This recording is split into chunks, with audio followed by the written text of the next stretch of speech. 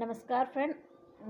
आज मैं आपके लिए वर्णमाला से ऑब्जेक्टिव टाइप जितने भी क्वेश्चन बनते हैं वो सारे लेकर आई हूँ। प्लीज़ अच्छा लगे तो लाइक कीजिए, मेरे चैनल को सब्सक्राइब कीजिए प्लीज़। ये परीक्षा की दृष्टि से बहुत महत्वपूर्ण है, जो सारी परीक्षाओं में विगत वर्षों में पूछे हुए क्वेश्चन हैं। ठीक है, और चलिए देखते हैं। पहला क्वेश्चन, भाषा की सबसे छोटी इकाई क्या है? तो भाषा की सबसे छोटी इकाई वर्ण है।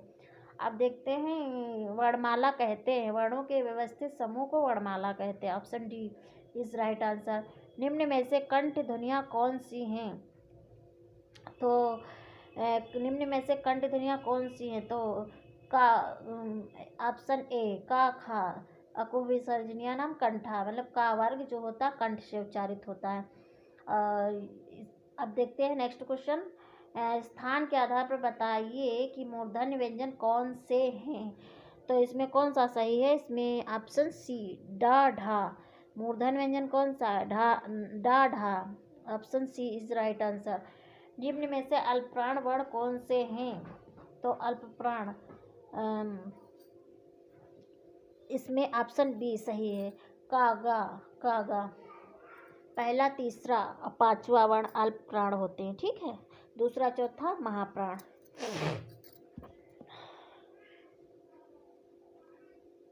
अब नेक्स्ट क्वेश्चन देखते हैं।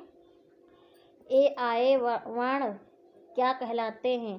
तो ए आए वर्ण कंठ मतलब नासिक की मूर्धन्य ओष्ठ कंठ तालव्य, तो ए आए वर्ण कहलाते हैं ऑप्शन डी कंठ तालव्य कहलाते हैं। तो एदेतो कंठ तालव्य से बोले जाते हैं। हिंदी वर्णमाला में अयोगवाह वर्ण कौन कौन से हैं? तो इसमें अयोगवाह पूछ रहा है, तो option D is right answer. अंग आह, अयोगवाह वर्ण दो हैं, अंग आह। निम्न में से बताइए कि किस शब्द में द्वित्व व्यंजन है?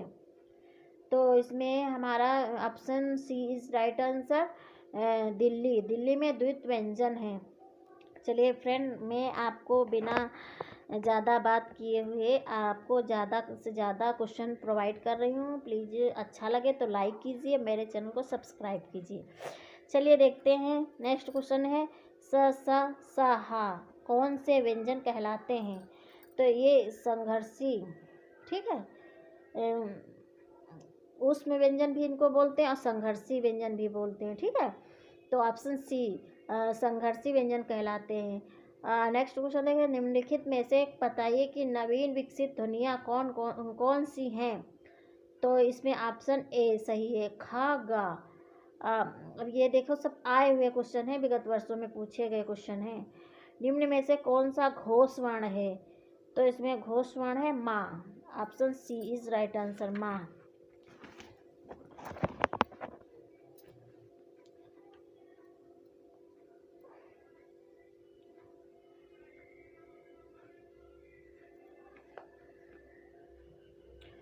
अब नेक्स्ट क्वेश्चन पर है, का गा जा फा ध्वनियाँ किसकी हैं?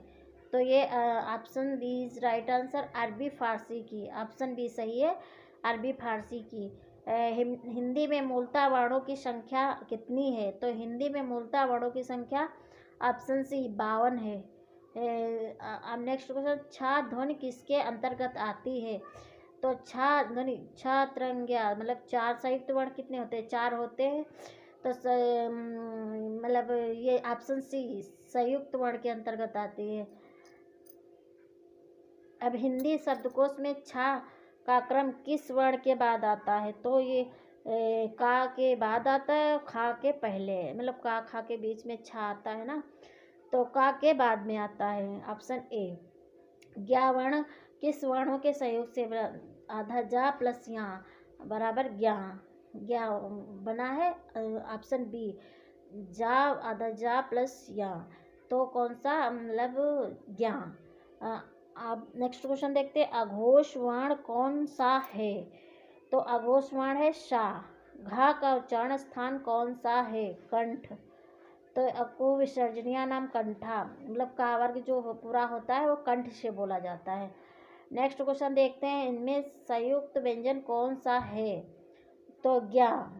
इसमें फिर पूरे छात्र ज्ञा 4 होते हैं ना, तो ज्ञा है संयुक्त व्यंजन। अब नेक्स्ट क्वेश्चन देखते हैं, निम्नलिखित में से कौन सा वर्ण उच्चारण की दृष्टि से दंत नहीं है।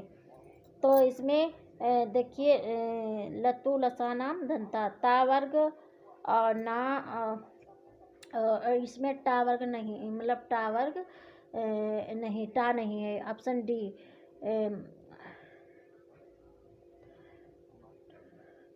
टा वर्ग जो मूर्धा से बोलते हैं। अब देखते हैं जिन शब्दों के अंत में आ आता है उन्हें क्या कहते हैं। तो जिन शब्दों के छोटा अंत में छोटा आ आता है उन्हें अकारांत शब्द कहते हैं। जिन शब्दों के अंत में बड़ा आ आता है उसे आकारांत कहते हैं। जिन शब्दों के अंत में छोटी आ तो उनके इकारांत कहते हैं। और जो जिन शब्दों के अंत में बड़ी ई आता तो उसे ईकारांत कहते हैं। और जिन शब्दों के री आता तो ऋकारांत कहते हैं। ठीक है, अब चलो देखते हैं। छा वर्ण किसके योग से बनते हैं। का प्लस सा, आधा का प्लस सा बराबर छा। हिंदी वर्णमाला में स्वरों की कुल कितनी संख्या है। तो देखिए 11 13 अगर जो दोनों दिए हों तो इसमें 13 भी मतलब 11 ज़्यादा सही रहेगा, लेकिन यहाँ पे 13 बता रहा है। हिंदी वर्णमाला में स्वरों की कुल संख्या 13। वैसे तो ऑप्शन एक ही रहेगा, 11 13 में से एक ही रहेगा। तो वहाँ पे आप जैसा देखना, जैसा वैसे ज़्यादातर 11 सही रहता। निम्नलिखित में कौन स्वर नहीं है। तो स्वर पूछ रहा है ना, तो हमारे 11 स्वर होते हैं। अब इसमें या तो व्यंजन के अंतर्गत आता है या, तो ये डी, ऑप्शन डी। निम्नलिखित में कौन टा वर्ग नहीं है। तो ये घा, का खा गा घा, ये तो का के अंतर्गत आ, टा ठा डा ढाड़ा, टा वर्ग नहीं है तो ये घा नहीं, ऑप्शन डी। हिंदी वर्णमाला में व्यंजनों की संख्या है। तो हिंदी वर्णमाला में व्यंजनों की संख्या कुल 33 है। चलिए देखते हैं नेक्स्ट क्वेश्चन। ये देखिए पूछे हुए हैं विगत वर्षों में क्वेश्चन। निम्नलिखित में से कौन सा पश्च स्वर है। पश्च स्वर है तो बड़ा आ होगा। ठीक, ऑप्शन ए। निम्नलिखित में से कौन अयोग वा है। तो विसर्ग अंग आ है, अंग विसर्ग है तो विसर्ग यहाँ पे पूछता है, विसर्ग है अंग आ तो विसर्ग है। ठीक है, छा ध्वनि का उच्चारण स्थान है। तो छा इचु ऐसानाम तालु, चा वर्ग जो होता तालव्य से बोलते हैं। तो छा हमारा चा वर्ग के अंतर चा छा जा झा यहाँ, तो चा के अंतर्गत आता है ना, तो तालवी इचु ऐसानाम तालु, तो तालवी छा तालवी है, ऑप्शन सी। चलिए देखते हैं। निम्नलिखित में से कौन एक संयुक्त व्यंजन नहीं है। तो छात्रज्ञा होते हैं, मतलब संयुक्त व्यंजन, और इसमें सा नहीं है। ठीक है, ऑप्शन बी। अब नेक्स्ट क्वेश्चन है, तालव्य व्यंजन है च छ ज झ इचु ऐसा नाम तालु, चा वर्ग जो होता तालव्य व्यंजन होता। यार अलावा किस वर्ग के व्यंजन हैं। तो यार अलावा अंतस्थ व्यंजन होते हैं। ठीक है, अब नेक्स्ट देखते हैं ऑप्शन सी। अनुनासिक का संबंध होता है। तो अनुनासिक का संबंध नाक और मुंह दोनों से होता है। नासिका वचनो अनुनासिका होता है संस्कृत का जो है। आप देखते हैं अनुनासिक व्यंजन में कौन से होते हैं। तो अनुनासिक व्यंजन में जो होते हैं वर्ग के पंचमाक्षर होते हैं, मतलब जो हमारे वर्ग पांचवा वर्ण आता है हर वर्ग का, वही वर्ग के पंचमाक्षर वही अनुनासिक व्यंजन कहलाते हैं। चलिए देखते हैं। हिंदी वर्णमाला में स्वरों की संख्या है।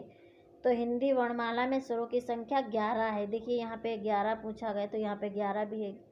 कहते हैं 11 13 दोनों मानते हैं, जैसा ऑप्शन देखे उसी हिसाब से 11 ज़्यादा सुटेबल रहेगा। कंठ्योष्ट ध्वनि का एक उदाहरण है। तो कंठ्योष्ट ध्वनि का उदाहरण है और, ऑप्शन ए।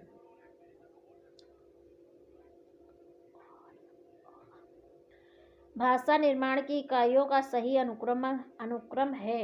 तो भाषा निर्माण की इकाइयों का सही अनुक्रम क्या है। ध्वनि, पहले ध्वनि निकालते हैं, फिर हमारा शब्द बनता है, फिर शब्द से पद बनता है, फिर पद से वाक्य बनता है, तो ध्वनि शब्द पद वाक्य, ध्वनि शब्द पद वाक्य, ये भी देखो पूछा गया है नेट JRF 2014 में।